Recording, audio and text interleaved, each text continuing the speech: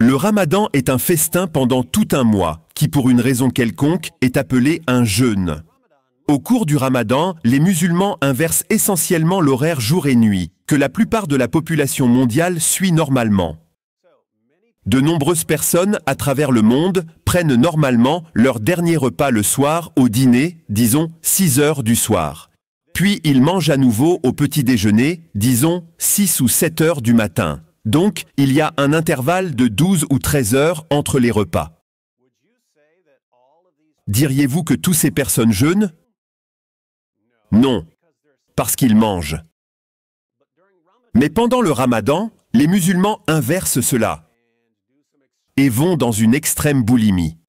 Ils se gavent de nourriture juste avant le lever du soleil, puis ils ne mangent pas pendant la journée, puis ils se gavent à nouveau de nourriture après le coucher du soleil. Donc, ils ont en fait 2 festins par jour, pendant tout un mois entier. Les ventes de nourriture montent en flèche dans les pays musulmans pendant le ramadan. Pourquoi les gens qui ont 2 festins par jour et qui consomment beaucoup plus de nourriture que ce qu'ils consomment normalement, prétendent-ils qu'ils jeûnent? Je ne sais pas, mais c'est la religion qui appelle à l'assujettissement violent du monde entier, et insiste pourtant à être décrite comme étant la religion de paix. Supposons simplement que les règles du monde opposé sont toujours en vigueur, à chaque fois que nous discutons de l'islam.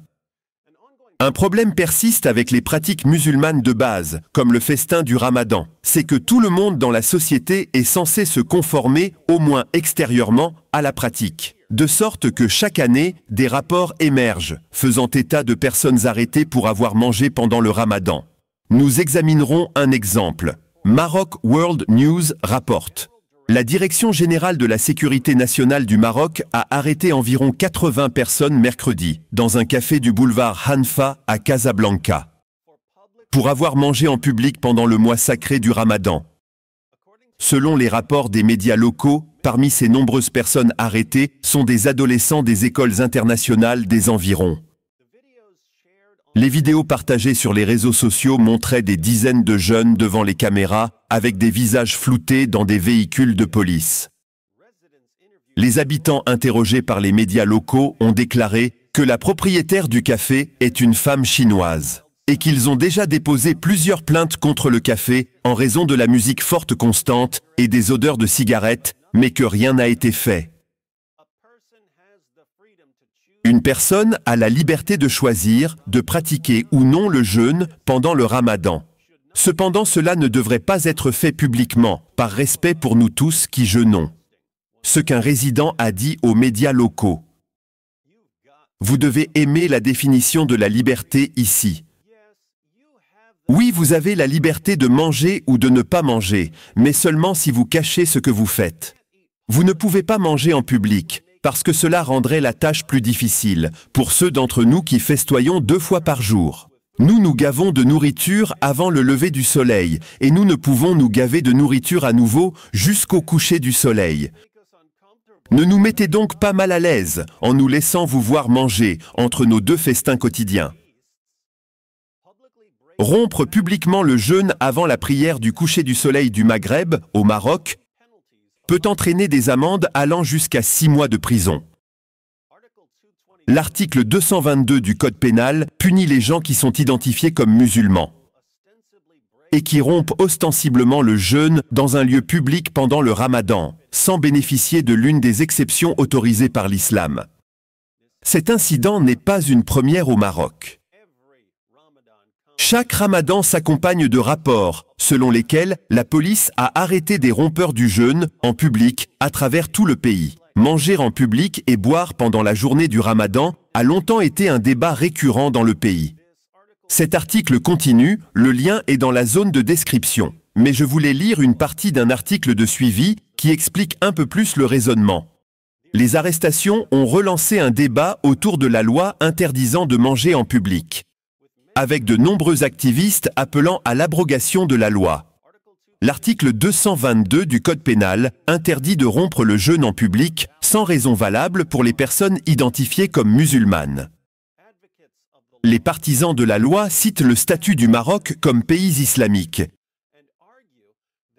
et soutiennent que puisque la majorité des gens pendant le ramadan jeûnent, rompre le jeûne en public peut provoquer un inconfort et porter atteinte à la liberté des personnes pratiquantes.